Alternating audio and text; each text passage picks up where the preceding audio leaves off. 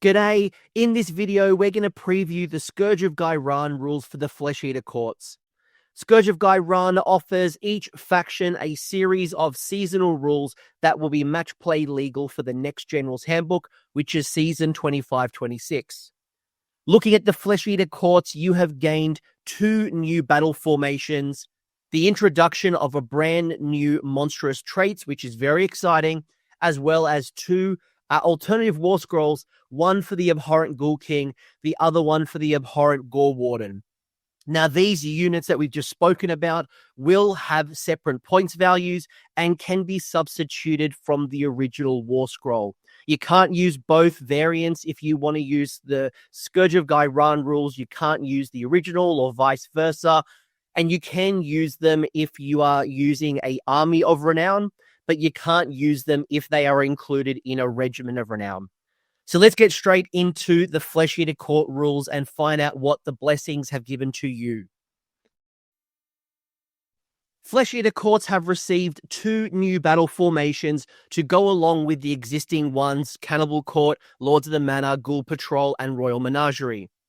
The first one being Impassioned Serfs, and it will cost you a command point to activate the ability, but you'll agree with me, I'm sure, that it is worth the resource being spent. In the combat phase, one of your Serf units, like the Crypt Guard and the Crypt Ghouls, if they didn't charge this turn and find themselves in combat, can use this command to turn off enemy units' ability to make a pile-in move. Now, you can use this to bodyguard a particular hero, Usharan, for example, by blocking him off with a unit of Crypt Guard and then either eliminating or reducing the amount of attacks that are going into the hero by obviously shutting off the pile-in. Alternatively, you could stop your opponent from piling in more models onto an objective. You may even force your opponent to re-roll their charge if they didn't get enough models onto a combat. And they obviously want to strike. So if they only got 1 or 2 models in combat and they were hoping to get the pile in to trigger, they may look at this rule and go, you know what, I'm going to re-roll that charge because I need to get more models into combat. And who knows, they might even fail that combat. So either way, I think it's an awesome rule. The other battle formation is the Questing Courtiers that will boost your Flesh Eater Court's hero to give them a 5-up ward if they destroy a unit during the battle. Now, I imagine this is going to benefit quite nicely units like your Ghoul King on Terrorgeist, your Ghoul King on Zombie Dragon, who clearly have a great amount of damage and mobility to make the most of this rule. You could obviously tap into this with your other courtiers. Things like your Vargul, for example, really comes to mind when I think about this particular rule. Alternatively, if you want the ward, you clearly know that you've got the ability to bring in a unit of Crypt Guard to protect, but with the mobility of, say, your Terrorgeist Zombie Dragon hero or something that's really fast, your Crypt Guard might struggle to catch up. So 2 really good options here, in my opinion, depending on how you want to build your list. And if you don't like any of them, as I've mentioned, you've still got your Ghoul Patrol, your Lords of the Manor, etc., etc. Now, in addition to the new battle formations, we have the reintroduction of Monsterous Traits. Now, Monsterous Traits are an enhancement that can be only given to monsters like your Terrorgeist, like your Zombie Dragon, and that obviously includes the hero version as well, Ghoul King on. Revered Monstrosity is going to add a +1 to hit buff for companion attacks for other friendly, non-unique Flesh Eater Court monsters, Usharan, while they're wholly within 12 inches of this unit. I imagine this is going to incentivize you to create a monster tag team with a mounted Ghoul King on Terrorgeist or Zombie Dragon. You might have a second hero version, or you may take the unmounted version. You do you. Now, this has the ability to buff multiple monsters. So if you're planning to run something similar to like the old Grizzlegore, I used to love running a Ghoul King on Zombie Dragon and then 3 Terrorgeists on their own. This is going to be perfect for you.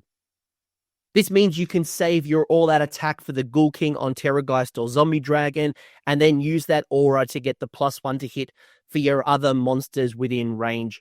And when you math this all out, it's going to hopefully generate you 1 or 2 extra attacks per monster, which only increases your efficiency, especially if you're running Terrorgeists.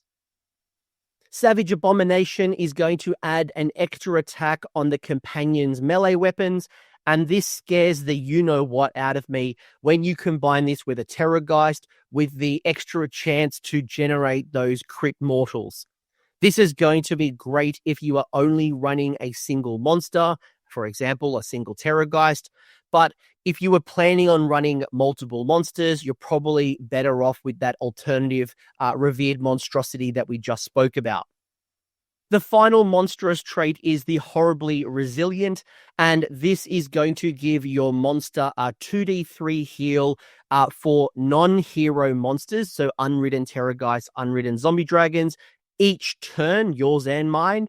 Or if you are taking the hero mounted version, you will be healing D3 again at the end of any turn. So you can obviously double down here with the healing when you combine it with, say, Blessed Feast, Rally, Emerald Life Swarm, to really make that monster that doesn't die, especially if you combine it with that 5-up ward that we were just talking about through the Questing Courtiers battle formation. Even if you don't have the points to run a Ghoul King on Terrorgeist or Zombie Dragon, you could still bring in a unridden Zombie Dragon who ambushes onto the battlefield using that Loathsome Descent rule, then hits the flank, bullies some of those weak units, and then ultimately just keeps healing itself with 2d3, a really wonderful flanking unit that's going to take a lot of resources and focus from your opponent, or if they ignore it, it's probably going to punish you. So either way, all 3 of these are really good, depending on the points that you have, the style of list that you're building. Me personally, I love, as I mentioned, the old Grizzlegore, so Revered Monstrosities is awesome, but I think even just Savage Abomination with the what we just talked about as well could be a great little pairing if you weren't going to run heavy serfs. And running, lots of Crypt Ghouls, for example, is definitely a super viable strategy. So again, the list options are opening up for Flesh Eater Courts, and I can't wait to break away from the Morbeg Knight spam. So we've got 2 alternative war scrolls in addition to the monstrous traits and the new battle formations. These alternative war scrolls are optional. So if you like the existing Ghoul King, the Abhorrent Ghoul King, and you are really happy with the points or you're happy with the war scroll, you can keep running it. No one's forcing you to change. But these 2 alternative war scrolls are optional for you. So let's look at the difference to see if this is a better incentive and a better unit for you. Looking at the Abhorrent Ghoul King first, it does lose 1 pip of health compared to the existing war scroll, but it has gained a few extra abilities and a few things that I think worth calling out. It's gained the anti-hero on its melee profile, and it's gained a bunch of other buffs here. You can see the King's Court and Long Live the King. The King's Court is going to give you a +1 attack aura for other non-monster heroes, which is particularly strong if you combine it with a Vargulf, who's going to have multiple weapon profiles to attack with. Now, here I think comes the secret sauce, and that is the Long Live the King. And if your Ghoul King dies, it is going to provide a buff when it dies, which will potentially last multiple rounds. If the king dies in your turn and then your opponent takes the double, it's going to extend quite a long way. And this is going to be a great way to provide crit auto wounds for things like your Morbegs, your Crypt Guard, and getting that up to unmodified 5s to get the crit auto wound. I can see a world where this unit becomes a hero hunter. It has spellcasting options. It has useful buff tricks. And it can potentially be quite scary up against heroes, especially if you can get it to the +3, making it 8 attacks, Ren 2, damage 2 attacks, and then when it dies, it then triggers the crit auto wounds on 5s. So again, really good value, depending on how many points it is, but I think it's definitely an interesting war scroll. The other alternative war scroll is the abhorrent Gore Warden. And when you look at the base profile, it hasn't really changed much when you look just originally on what you've been familiar with. But when the changes come about is through the abilities. And that's where you'll notice that instead of being able to transport those Morbegs and the Flayers around the board, the Gore Warden will instead become a strong self-buffing unit that is going to charge into combat next to the Knights, next to like your Flayers, your Horrors, and your Morbegs. And then the kicker here, and the secret sauce here, is that the Knight unit doesn't have to have charged. It's just the Gore Warden. So your Knights could have charged into a unit. They're fighting through, grinding through, or maybe you then charge after that. There's a whole bunch of little shenanigans there that I really like. And it could create some very interesting countercharging if your Knight's unit gets charged into. So your Knight's unit gets charged, your Gore Warden's not far, you pull off the countercharge, insert glorious buff here. While I did mention that some of the movement shenanigans on the Gore Warden was lost, you can't do the Morbeg Flayer teleport anymore, it does still have the swooping descent, which is a different version of like the teleport. It does happen at the end of the enemy's turn, so the timing is a little different.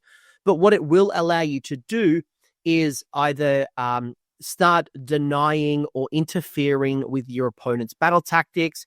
It will let you play around and mess up with objectives on the battlefield, especially when you notice there that you teleport, around the board outside of 9 and either wholly within 6 inches of the battlefield edge or within 3 inches of an objective you don't control. So if your opponent does tag and go and they've walked away off an objective and they've left you more than 9 inches to steal an objective, you will definitely punish them. The role of the Gore Warden has definitely developed into a more objective-taking, irritant-type unit that is going to be hard to be tied down on the battlefield, who can be messing around with battle tactics and objectives, and still has the ability to be summoning manifestations, to be doing some damage, especially in partnership with Knights. And I kind of think this is all right. I think this is definitely interesting. Again, points dependent. Who knows what regiments are going to look like and how things are going to change. But I don't mind this war scroll. Whether I've got points for it, it would be a different question. But I think the role is a little more interesting than previous versions of the Gore Warden. Overall, I think there's some very interesting rules that makes me question if Flesh Eater Courts can finally break away from Usharan and the Morbeg Knight build that spammed a lot, although we have seen the popularity of Crypt Ghouls popping up a lot, especially in large volume of numbers. But when I look at some of these rules, you've got new battle formations that are going to promote new play styles. Unfortunately, nothing too popular and supportive for our Flayers, who I think are still the poor cousin in this particular index right now. Hopefully there's something coming for them in the future. But when I think about the battle formations, obviously the 5-up ward after I smash thing is very great. I love it. It's certainly my play style. But even the other battle formation and reflecting on the older versions of Sloppity Barpiper, for anyone who played Nurgle in 3rd edition, you'd know how infuriating shutting down the pile-in can be if you build into those serfs. So those Crypt Guard, those Crypt Ghouls, we're already starting to see that block of 40 Crypt Ghouls, running around with high volumes of attacks and then being able to shut off the pile-in. I can't wait to see what you guys do with that particular style of build. The questing courtiers in combination with the new monstrous traits, I think are going to bring a new style of list, whether it is the old Grizzlegore style with, again, the Ghoul King on Zombie Dragon or Terrorgeist, and then supporting Terrorgeists or Flayers to go with them, or maybe even Morbeg Knights now. Or alternatively, just having one Ghoul King on Terrorgeist Zombie Dragon with a mount trait that goes in and smashes and, again, breaks away from the reliance of Usharan. Again, I'll leave it up to you guys. I'll be curious to see how and what this all does for you. And I do wonder and hope, well, I kind of don't hope, because I remember how punishing Terrorgeist can be on their own. Will we see the return of the Royal Menagerie? And if you do go down the route of building around surf units and your battle formations, then the Scourge of Ghyran Ghoul King might be right up your alley. But again, you don't have to if you prefer the existing War Scroll.